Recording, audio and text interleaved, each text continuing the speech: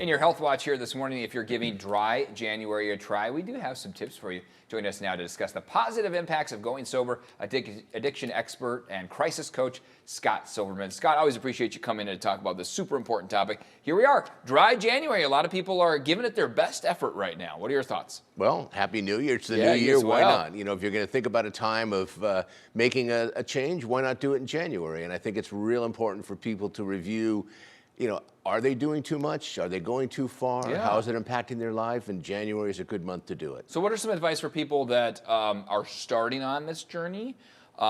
Realize that there may be an issue or just want to see if there is, right? Because it could be one or the other.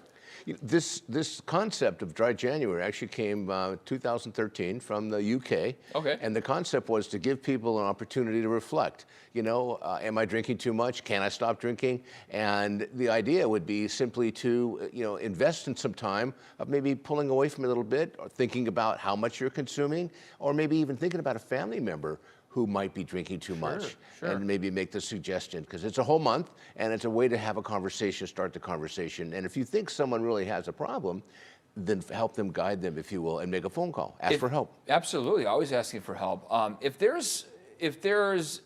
There may be an issue with someone in January. This could be a kind of a red flag for them, right? That if they're maybe really missing it, or they feel like they need it, or their body's telling them they need it, what should somebody like that do? Well, let's keep in mind, the disease of addiction is a disease of denial. So if somebody actually, you know, has a problem, more than likely they're telling themselves, I'm fine if everybody would just do things my way. And most calls that I get as a crisis coach are from family members who have a loved one who's suffering. Sure. And when I say suffering, they've made major mood changes, they lost a job, catastrophic events, the relationship's over, issues with their kids, things are going on in school for their kids because of things that they're doing, maybe as a parent or as a sibling. So it's really important just to, you know, ask somebody, how are you doing? Yeah. And more importantly, try to listen to what they're saying. Sure. Sure. And if they're having some success in January, maybe they want to make this a longer term thing. Maybe they can cut back on their lifestyles for the entire year.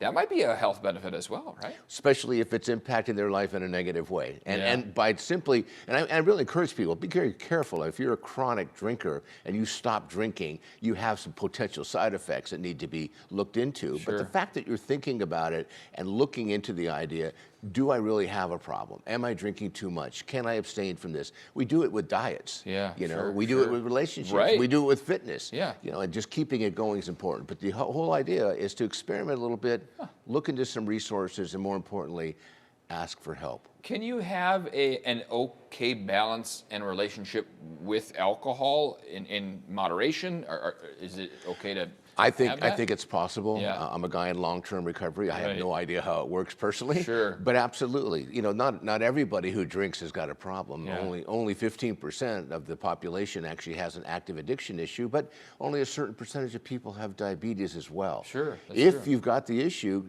getting evaluations, getting some support, asking for some help, and getting it fixed. You not only live a better life, but you'll live a longer life. A healthier life. It helps out the waste and the budget as well, too. I would sure. imagine, right? Absolutely. Start your 2025 off on the right foot. You've got books. You've dived so much into the issue of addiction. Where can people get in touch with you if they want to learn more about your work? Well, they can simply call me at 619-993-2738, or just go to my website, Your Crisis Coach, or just Google me, Scott H. Silverman. And you know what?